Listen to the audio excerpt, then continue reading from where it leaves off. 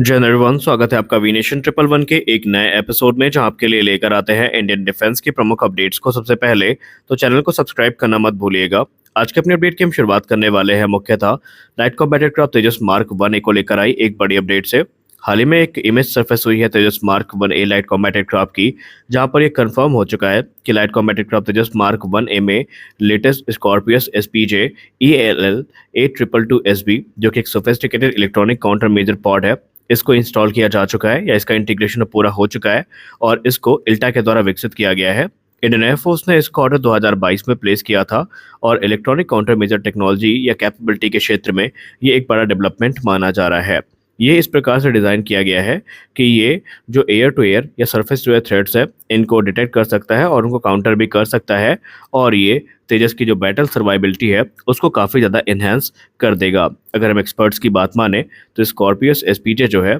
ये एक airborne self protection ECM pod है, जो कि स्टीयरिंग मल्टीबीम एसा टेक्नोलॉजी को लेवरेज करता है या उसको कैरी करता है। ये एक ब्रेक थ्रू है इलेक्ट्रॉनिक वॉरफेयर टेक्नोलॉजी में, क्योंकि अगर हम कन्वेंशनल एसा सिस्टम की बात करें तो ये सीक्वेंशियली स्कैन करते हैं, लेकिन जो स्टीयरिंग टेक्नोलॉजी होती है ये अलाउ करती है स्कॉर्पियस SPJ को कि ये सैकड़ों जो हाईली कॉन्सेंट्रेटेड बीम्स है इनको अलग अलग डायरेक्शंस में भेज सकती है, और ये इनेबल करती है कि ये मल्टीपल थ्रेड्स को डिटेक्ट, ट्रैक और जैम कर सकते हैं। तो कुल मिलाकर के इस प्रकार के जो एडवांस सिस्टम है ये light combat aircraft Tejas mark 1A की जो बैटल सर्वाइबिलिटी है उसको एनहांस करेंगे। एक बात और आपको पता होना चाहिए कि तेजस मार्क 1A ऑलरेडी तेजस मार्क 1 का एक इम्प्रूव्ड वेरिएंट है, जिसमें हमें 43 से ज़्यादा जो इम्प्रूवमेंट्स हैं वो देखने को मिली हैं। सबसे खास बात तो ये है कि अभी भारतीय वायुसेना को पहले तेजस मार्क 1A का इंतजार है। संभावित है कि बहुत जल्दी जो पहला तेजस मार्क 1A है ये भारतीय वायुसेना की फ्लीट को ज्वाइन करेगा, और उसके बाद चरणबद्ध तरीके से जो ये एयरक्राफ्ट है ये भारतीय वायुसेना को डिलीवर किए जाते रहेंगे।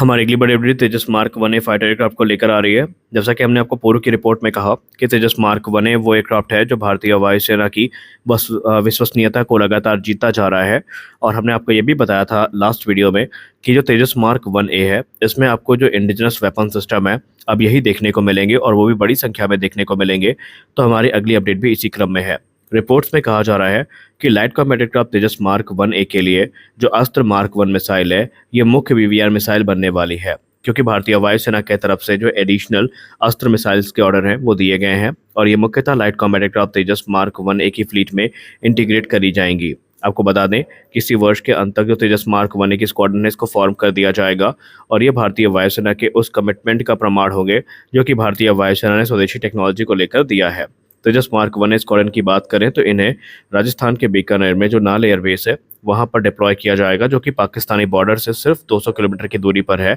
और ये जो इम्पोर्टेंट प्लेसमेंट है तेजस की, इस चीज़ का प्रमाण है कि भारतीय वायुसेना आने वाले भविष्य में बड़े रोल्स में इनका इस्तेमाल कर सकती है। क्योंकि अगर हम तेजस की बात करें तो तेजस मुख्य तौर पे जो ऑपरेशन करेंगे उसमें जो कॉम्बैट एयर पेट्रोल्स हैं ये होने वाले हैं, जिसको हम कैप के नाम से भी जानते हैं, या फिर जो इंटरसेप्शन रोल है उसमें तेजस मार्क 1A की जो भूमिका है ये काफ़ी महत्वपूर्ण होने वाली है। भारतीय वायुसेना के अधिकारी की बात माने तो उनका ये कहना है कि तेजस मार्क 1A में सिर्फ आपको अस्त्र मार्क 1 मिसाइल ही देखने को नहीं मिलेगी, बल्कि बड़ी संख्या में अस्त्र सीरीज की जो दूसरी मिसाइल्स हैं इनको भी प्लान किया गया है, जिसमें क्रमशः अस्त्र मार्क 2 और अस्त्र मार्क 3 का नाम भी सामने आया है। यानी भारतीय वायुसेना अब स्वदेशी तौर पर अपनी जो एयरक्राफ्ट की फ्लीट है उसको मजबूत करने वाली है। स्वदेशी मिसाइल्स के दम पे हम अपने एयरक्राफ्ट को पावर करेंगे, और ये काफ़ी अच्छी बात भी है। इसके अलावा रुद्रम सीरीज की मिसाइल्स भी लाइट कॉम्बैट एयरक्राफ्ट तेजस की ताकत को कई गुना ज़्यादा बढ़ा देंगी। और क्लोज कॉम्बैट मिसाइल की जहाँ तक बात रही तो वहाँ पर पाइथॉन 5 और जो हमारी एशरैम जैसी मिसाइल्स हैं ये ऑलरेडी अपना काम कर रही हैं।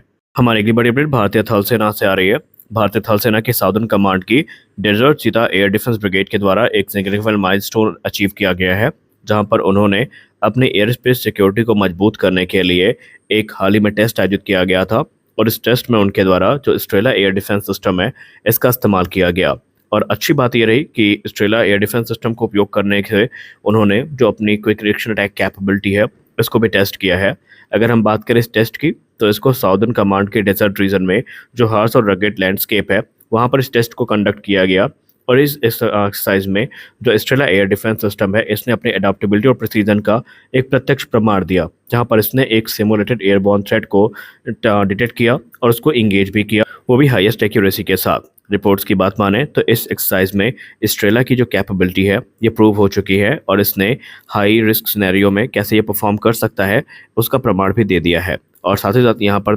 तारीफ बनती है ब्रिगेड की स्केल की, जहाँ पर उन्होंने इस चैलेंजिंग कंडीशन में भी इस टेस्ट को काफ़ी सटीकता के साथ पूरा किया है। स्टेला एयर डिफेंस सिस्टम की बात करें तो ये भारत के एयर डिफेंस आर्सेनल का एक रिलायबल कंपोनेंट रहा है और इसे बीते समय के साथ कई बार टेस्ट भी किया गया है, जहां पर इसने अपनी जो कैपेबिलिटी है वो सिमुलेटेड एरियल थ्रेट के अगेंस्ट को प्रूव भी किया है। ये अपनी एफिशिएंसी के लिए जाना जाता है और क्विक रिएक्शन अटैक कैपेबिलिटी के लिए जाना जाता है और यही कारण है कि भारतीय थल सेना को इस पे काफ़ी ज़्यादा भरोसा है और भारतीय थल सेना की जो डिजर्ट ब्रिगेड है उनके द्वारा टेस्ट भी किया गया है। आपको बता दें कि इस समय भारत अपनी एयर डिफेंस कैपेबिलिटी को लगातार विकसित कर रहा है, क्योंकि हमें पता है कि मॉडर्न वॉरफेयर में जो एरियल थ्रेट्स हैं ये बहुत बड़ा संकट बन सकती हैं और ये चीज़ें हमने ऑलरेडी रशिया यूक्रेन युद्ध में देखी है कि कैसे जो अनमैन एरियल व्हीकल्स है या फिर जो अटैक एयरक्राफ्ट हैं, अटैक हेलीकॉप्टर्स हैं, इन्होंने किस प्रकार की तबाही मचाई है। और उससे बचने के लिए अब इंडियन आर्म फोर्सेस भी अपने जो एयर डिफेंस कैपेबिलिटी है उनको बीतते समय के साथ लगातार टेस्ट कर रही है कि किसी विषम परिस्थिति में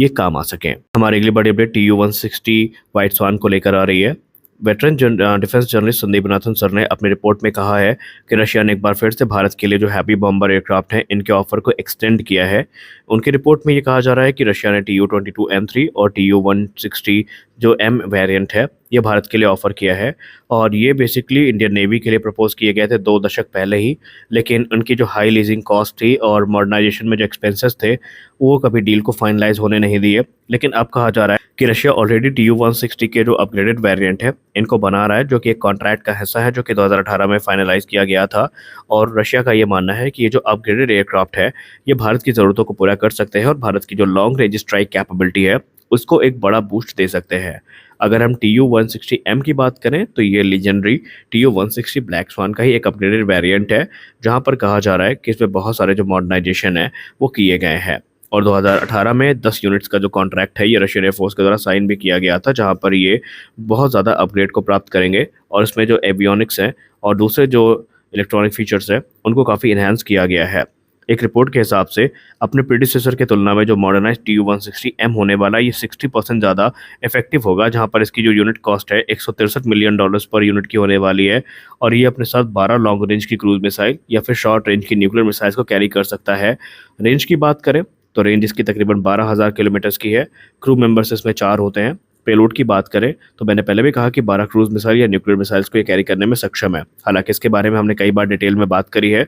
लेकिन अगर हम भारत के परिप्रेक्ष्य से बात करें तो इंडियन एक्सपर्ट्स का कहना है कि भारत के लिए बॉम्बर इस समय ज़रूरी नहीं है, हमारे लिए ज़रूरी है फाइटर जेट्स, जो कि भारतीय वायुसेना के लिए प्राथमिकता होनी चाहिए। लेकिन अब इसमें भारत की सरकार क्या निर्णय लेती है ये तो बात की बात है। तो आज के इस वीडियो में बस इतना ही। आशा करते हैं कि ये वीडियो आपको अच्छी लगी होगी। वीडियो अच्छी लगी तो वीडियो को लाइक करिए, नए हैं तो चैनल को सब्सक्राइब करिए। मिलते हैं अगले वीडियो में, तब तक के लिए जय हिंद।